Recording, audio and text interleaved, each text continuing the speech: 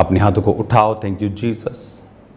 खुदा बाप, आज तेरा पवित्र आत्मा तेरे लोगों की ज़िंदगी में बड़े कार्य करे। इस वचन के ज़रिए से तेरी नॉलेज, तेरे वचन का ज्ञान भरपूरी के साथ इनकी ज़िंदगी में वास करे। जब ये खुदा तेरे वचन की गहराई में, तेरे वचन के ज्ञान में चले तो शैतान इनको मूर्ख ना बनाने पाए और ये शैतान को अपने पाँव के नीचे कुचल कर हराएं। खुदावन उसके जलते हुए तीरों को बुझा सकें। तेरे आत्मा के हथियारों के साथ इक्विप होके खुदावन तेरे मस्से, तेरे स्वभाव में चलें। खुदावन तेरे वचन की रोशनी इनको गाइड करे। मेरे सामर्थी परमेश्वर, तेरा आत्मा आज इनको इस वचन के ज़रिए ब्लेस करे, हील करे, डिलीवर करे, चंगा करे, खुदावन आज़ाद करे। खुदावन प्रभु यीशु मसीह के पवित्र और सामर्थी नाम में हम मांगते हैं, आमीन आमीन। God bless you all. खुदावन के नाम में आपका स्वागत है सबका। एक चीज़ जो आपको मैं पवित्र आत्मा के ज़रिए से बताना चाहता हूँ वो ये है कि परमेश्वर बड़े ध्यान से आपको देखता है कि जब वो आपको कोई बरकत देता है, जब परमेश्वर का आत्मा आपको कोई बरकत देता है, आपको स्पिरिट में, स्पिरिचुअल लाइफ में, फिज़िकल में, कोई फाइनेंस में बरकत देता है, तो वो बरकत देने के बाद आपके जो स्वभाव को, आपके एक्शंस को, मोटिव्स को चेक करता है।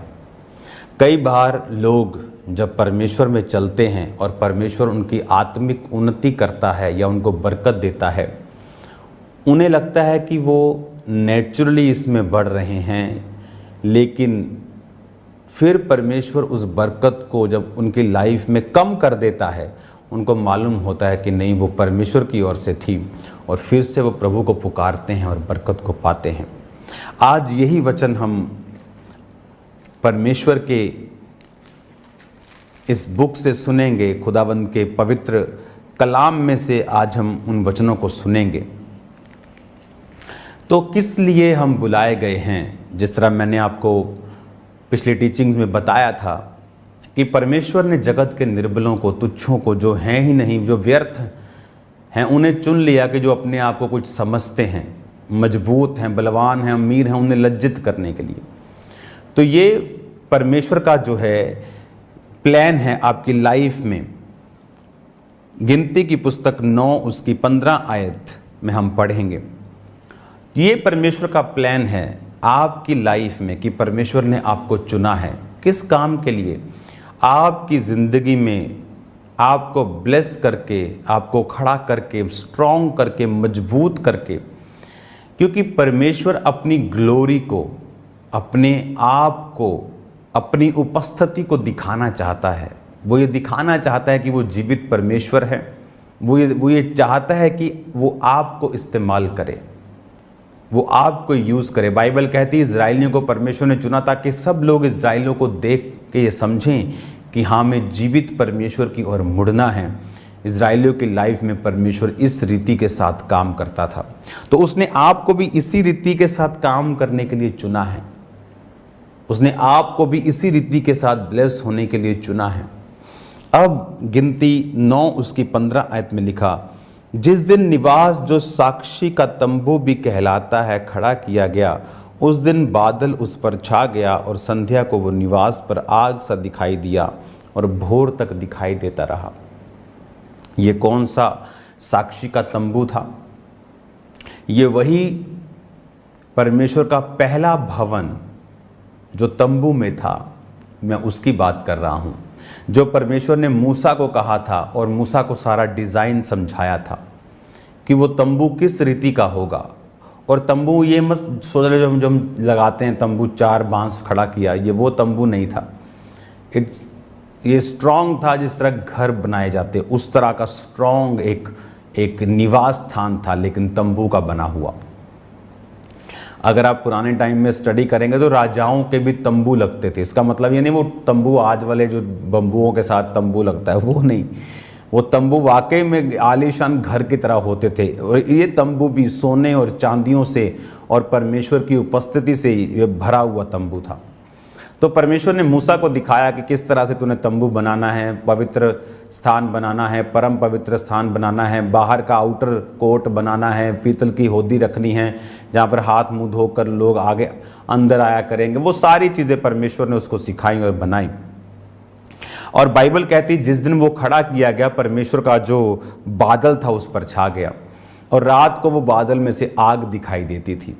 और अब ये बात आपको ध्यान से समझनी है कि परमेश्वर ने इज़राइलियों को बुला लिया। परमेश्वर ने अपनी महिमा के लिए उन्हें बुलाया और बोला कि तुम मेरी महिमा के लिए बुलाए गए हो और चुने गए हो। अब इज़राइली बुला तो लिए गए, अब वो जंगल में हैं और परमेश्वर कहता कि मैं कनान देश तुमको दूंगा और कनान देश में दूध और शहद की जो हैं वो नदियाँ बहती हैं। लेकिन हम ये सब जानते हैं कि इंसान का बनाया हुआ जो प्लान्स है वो काम नहीं करता, मोस्टली वो काम नहीं करता। इसलिए आज मोस्ट ऑफ द पीपल, दुनिया में जो ज़्यादातर लोग हैं वो निराश हैं। अब ज़्यादातर मैं लोगों की बात कर रहा हूँ। कोई फाइनेंस में निराश है, उसका काम नहीं चल रहा, बढ़ नहीं रहा। कोई परिवार से निराश है, अगर काम सही चल रहा है तो बीवी का मुंह उधर है, बच्चों का मुंह उधर है। मोस्टली लोग निराश हैं। इज़राइलियों को ये बात मालूम थी कि परमेश्वर, अगर मुझे कनान देश में जाना है, कनान में कौन रहते थे? वो जो नूह था उसके वंशज, स्ट्रॉन्ग पीपल, शारीरिक रूप से स्ट्रॉन्ग, मजबूत, गढ़ों वाले लोग, हथियारों वाले लोग। और इनको मालूम था, इज़राइल को मालूम था, ये लोगों को मालूम था कि हम उन्हें नहीं पा सकते, कब्जा नहीं कर सकते। लेकिन उन्होंने परमेश्वर के मिरेकल्स को देखा था। मिस्र में परमेश्वर के मिरेकल्स को देखा था कि पूरे मिस्र में अंधेरा छाया लेकिन इनके ऊपर उजाला है। उनके पशु गढ़ों से, औलों से मर रहे हैं और इनके उसी तरह से आनंद ले रहे हैं। उनके पहलोठे मारे गए, इनके एक डॉग भी नहीं मरा। बाइबल कहती कुत्ता भी इज़राइलियों पर नहीं भौंका। तो इज़राइलियों ने ये मिरेकल्स को देखा हुआ था। इज़राइलियों को मालूम था कि मिस्र जैसे देश के चंगुल से निकलना ये आसान नहीं था। फिरौन जैसे राजा को हराना, उसकी पूरी सेना को समुद्र में डालकर परमेश्वर ने मार दिया, ये आसान नहीं था। तो इज़राइल को ये भी मालूम था कि अब हम जंगल में हैं, लेकिन हमें अगले जीवन का जो पथ है, अपनी बुलाहट है जो हमें कैप्चर करना है, उसके लिए हमें परमेश्वर की उपस्थिति की ज़रूरत है। तो बाइबल कहती है कि जब वो तंबू खड़ा किया गया तो बादल उस पे आया। जब बादल उस पे आया तो रात को वो आग दिखाई देती थी, दिन को बादल दिखाई देता था। और लिखा जब जब वो तंबू बादल चल पड़ता था तो इनको मालूम होता था कि चलो भी अपने अपने डेरे इकट्ठे करो। 12 गोत्र, लेवी, तंबू का सारा सामान, किसी के पास ड्यूटी थी परमेश्वर के हाथ का जो लिखा हुआ संदूक था, वो पात्र थे, उसको उठाना। किसी की ड्यूटी थी जीसस क्राइस्ट वाला स्थान जहाँ पर 7 दीवटे हैं, भेंट की रोटी मेज पर रखी, वो उठाना। किसी की जिम्मेवारी पूरे उस बाकी स्ट्रक्चर को उठाना थी। तो अलग अलग ड्यूटीज होती थी। जैसे बादल आगे जाता था ये सारा सामान समेटते थे। इज़राइल के 12 गोत्र अपने अपने तंबू, ये आसान, सुनो ध्यान से। हम कई बार जब बाइबल सुनते हैं हम समझते नहीं। अपने आप को उस पोजीशन पे रख के देखो। इमेजिन करो हम सब खामबरा चर्च के बिलीवर्स, हाँ, 5-6 लाख लोग हम एक जगह इकट्ठे हैं। अब भूल जाओ अपने घरों को, सबके पास अपना अपना तंबू है, सबके पास अपने अपने जानवर हैं, सबके पास अपने अपना राशन, अपने अपने बर्तन, अपने बच्चे, अपने अपने भेड़ बकरियां, गाय बैल, मुर्गे मुर्गियां सब हैं, हाँ। और ऐसा नहीं था कि वो शाम तक चलते थे, बाद में अपने घरों में चले जाते थे। लिखा वो पूरा सामान समेटते थे। हम उस आयत को मैं पढ़ूंगा। 18 आयत में, यहोवा की आज्ञा से इजरायली प्रस्थान यानी चलते थे, यहोवा की आज्ञा से डेरे खड़े करते, जितने दिन तक बादल निवास पर ठहरा रहता उतने दिन वो डेरे डाले पड़े रहते थे। 20 आयत में लिखा, कभी कभी बादल थोड़े दिनों तक रहता तो वो यहोवा की आज्ञा से डेरे डाले पड़े रहते थे, फिर यहोवा की आज्ञा से आगे चलते थे। 21 आयत में लिखा, कभी कभी बादल केवल शाम से भोर तक रहता, कभी कभी भोर को उठ जाता, वो प्रस्थान करते थे। कभी कभी वह रात दिन बराबर रहता तो बादल उठ जाता, वो प्रस्थान करते थे। बादल कभी 2 दिन, कभी 1 महीना, कभी वर्ष भर निवास पर ठहरता और इजरायली अपने डेरों में रहते और प्रस्थान नहीं करते थे। जब बादल चलता था तो वो चलते थे।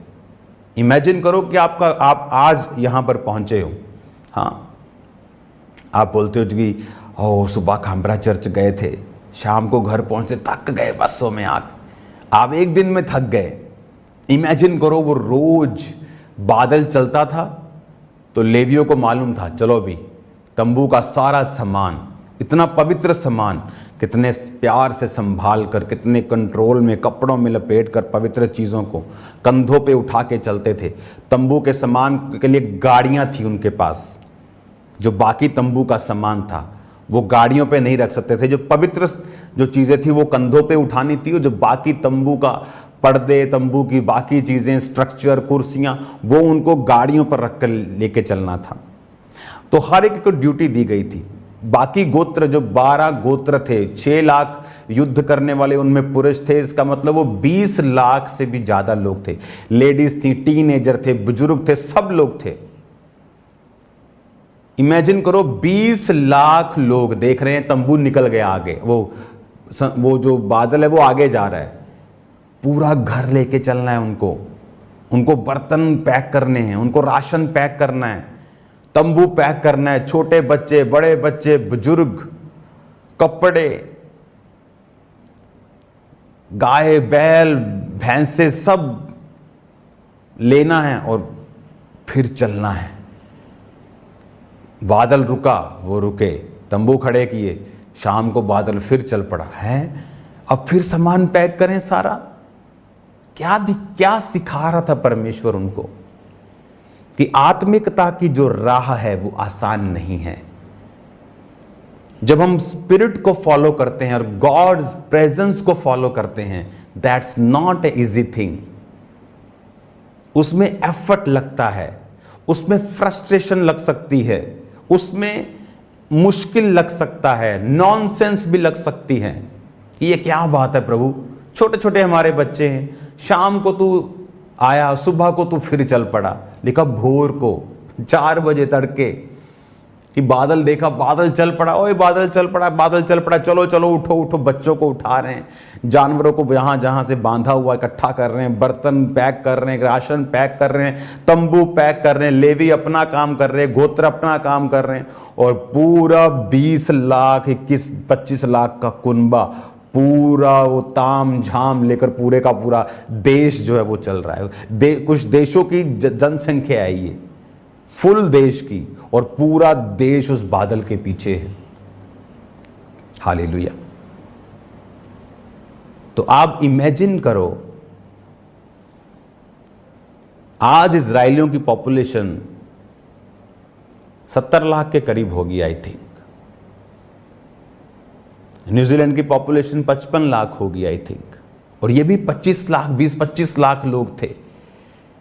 रात को पैक किया सामान, सुबह परमेश्वर आया, रात को फिर निकल पड़ा बादल। कभी 2 दिन के लिए, चलो ऐसा लगता है 2 दिन कि लगता है बादल रुकेगा, सामान समून तंबू अपने टाइट किए, रस्सियां बांध रही हैं, लेडीज लोग सामान लगा रही हैं, चावल पूरे पैक, रसोई बना रही हैं, और देखा 2 दिन बाद वो फिर चल पड़ा, फिर सामान पैक किया और फिर आके। ये मुश्किल क्यों किया परमेश्वर ने? क्योंकि वो हमें सिखा रहा था। बाइबल कहती पुराना नियम हमें सिखाने के लिए, वो हमें सिखा रहा था कि तुम्हें अगर कनान देश यानी अपने वायदे के देश में अपने वायदे को पूरा होते हुए देखना है, जो आपकी लाइफ में परमेश्वर ने वायदा किया है, जो परमेश्वर ने आपको जिस मकसद के तहत बुलाया है, अगर तुम्हें उस मकसद को पूरा करना है तो तुम्हें मेरी प्रेजेंस को फॉलो करना पड़ेगा। वो आसान नहीं है। अपने टीवी प्रोग्राम्स फेवरेट को छोड़ देना, पार्टीज को ना जाना, मत्थे ना टेकना, जगह जगह लंगर प्रसाद ना, आसान नहीं है लोगों को नाराज करना। लेकिन हमें ये मालूम है कि वो प्रतिज्ञा का देश, वो ब्लेसिंग्स जो खुदा ने मेरे लिए सोची हैं, वो मैं नहीं पा सकता हूं अगर मैं उसकी प्रेजेंस में नहीं चलूंगा। आप जानते क्यों दाऊद ने कहा, हे प्रभु अपने पवित्र आत्मा को मुझसे अलग ना कर। जब हम भजन संहिता 51 उसकी 11 आयत पढ़ते हैं, मुझे अपने सामने से निकाल ना दे और अपने पवित्र आत्मा को मुझसे अलग ना कर। क्यों दाऊद ने कहा अपनी प्रेजेंस को, पवित्र आत्मा को मुझसे अलग ना कर? क्योंकि जितनी लड़ाइयां दाऊद ने लड़ी और जीती वो सारी पवित्र आत्मा की हुजूरी की वजह से थी। पवित्र आत्मा कई बार उसे योजना बताता था कि इस तरफ से घेरा डालना है, अगले युद्ध में वो फिर जाता था, घेरा डालने लगता था। परमेश्वर बोलता है, मैंने पिछले युद्ध में तुम्हें घेरा डालने के लिए बोला था, अब तुम्हें मैं घेरा डालने के लिए नहीं बोल रहा हूं, पीछे से जा, सामने से जा, साइडों से जा, थोड़े लोग इधर से अटैक करो, बाकी लोग पीछे से। हर युद्ध में परमेश्वर उसको अलग योजना देता था। और जब उसने पाप किया और परमेश्वर के बादल उसकी जिंदगी से हट गया, तो उसको मालूम था कि मैं जीत रहा हूं क्योंकि बादल, पवित्र आत्मा मेरे ऊपर है, पवित्र आत्मा मेरे साथ है। इसलिए उसने कहा, प्रभु अपने पवित्र आत्मा को मुझसे अलग न कर, और वो परमेश्वर से अपने गुनाहों की क्षमा को मांगता रहा। हालेलुया। तो ये चीज आपको समझ होनी चाहिए कि परमेश्वर जो है वो आपको बरकत देना चाहता है। प्रतिज्ञाओं जो आपकी लाइफ में इंडिविजुअली परमेश्वर सोचता है कि मैं तुमको ये पोजीशन दूंगा, इस प्रकार की सेवकाई दूंगा, इस प्रकार का तुम्हें मैं आनंद दूंगा, इस प्रकार का परिवार दूंगा, इस प्रकार का फाइनेंस दूंगा, उसे पाने के लिए आप जानते हैं आपका प्लान कुछ काम नहीं करेगा। वो जीरो है, गार्बेज है, रबिश है, वेस्ट है। वो प्लान काम करेगा परमेश्वर का, लेकिन परमेश्वर का प्लान,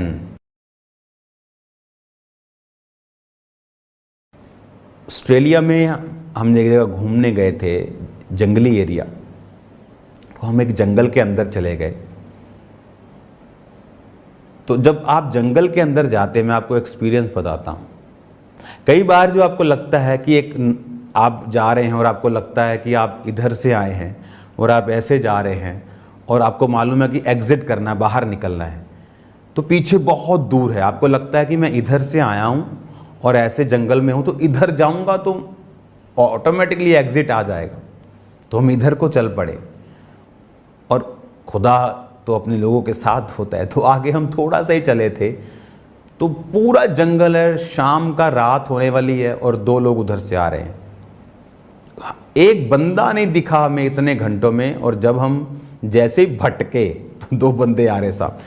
तो वो हमने पूछा इंग्लिश में, आप कहाँ से आ रहे हैं, उधर रास्ता एग्जिट है। कहते हैं नहीं नहीं उधर मत जाना, उधर चले गए तो कम से कम 1-1.5 घंटा तुम ऐसे घूमोगे और यहीं आ जाओगे वापस।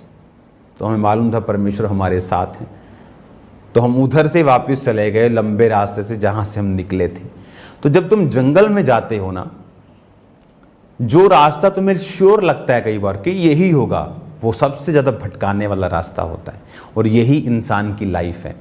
आपको लगता है ये वाला काम, कपड़ों का मैं खोल लूँगा ना, कामयाब हो जाऊँगा, ये वाला बिजनेस, लेकिन नो, अगर प्रभु की प्रेजेंस आपकी लाइफ में है तो आप कामयाब हैं, आप कुछ भी कर लें, कपड़ा कर लें, कुछ भी कर लें।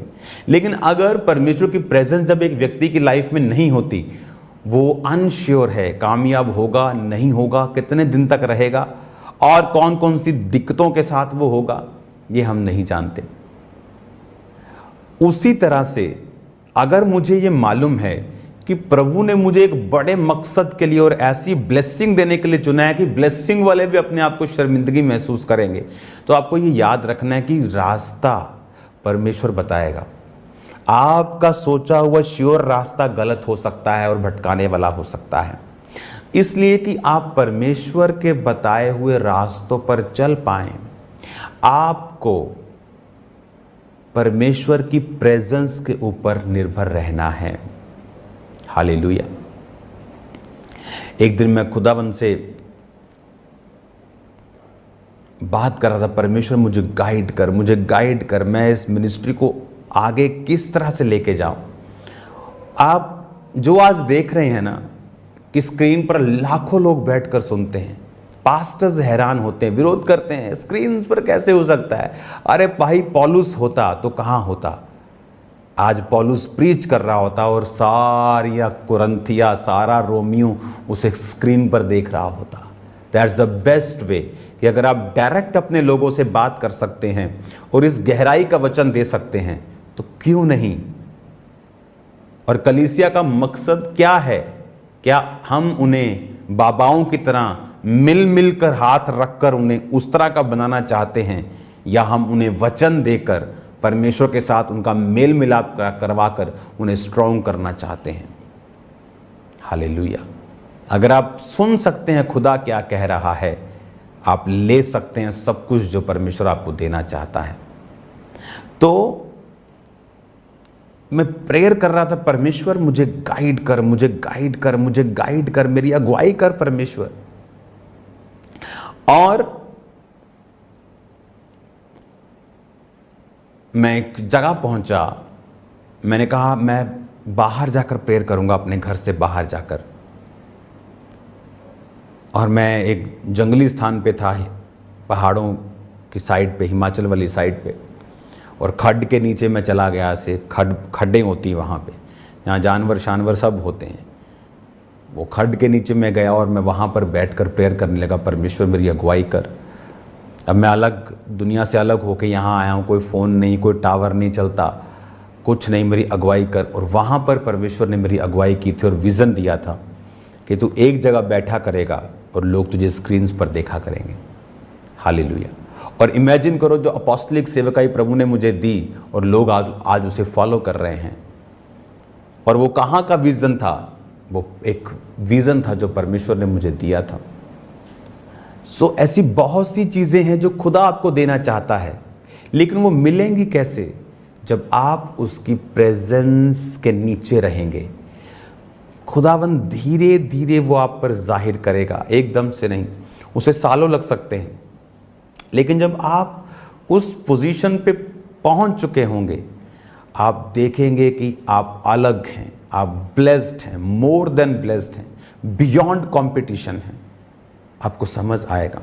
इस वचन को मैं कंटिन्यू करूंगा फिर से, ताकि मैं आपको समझा सकूं कि उसके बादल के चलने का रीज़न क्या था और उसमें रहने का कारण हमारा क्या है। God bless you all. शाम को प्रार्थना पहाड़ की प्रेयर्स को करना नहीं भूलना, वो आपको सेम नहीं रहने देंगी। तैयार रहो, यीशु मसीह के नाम में आप सेम नहीं होंगे, आपकी लाइफ सेम नहीं है, आप ब्लेस्ड हैं यीशु के नाम में। मैं आपको परमेश्वर की ग्रेस में छोड़ता हूँ। इस वचन को मैं कल कंटिन्यू जारी रखूँगा। आप सेम नहीं हैं। अपने हाथों को उठाओ। God bless you all. खुदा बाप का रूह आपको बरकत दे, आशीष दे, आपको आगे लेके जाए, आप सेम न रहें। प्रभु यीशु के नाम में शैतान की योजनाएं नाश हो। खुदा बाप, आज जितने शाम को प्रार्थना पहाड़ की प्रेयर्स के साथ जुड़े, अजीब ग्लोरियस एक्सपीरियंस आज इनको ऐसा कभी ना इन्होंने देखा हो जो आज ये देखें। यीशु के नाम में हम मांगते हैं, आमीन, आमीन। God bless you all.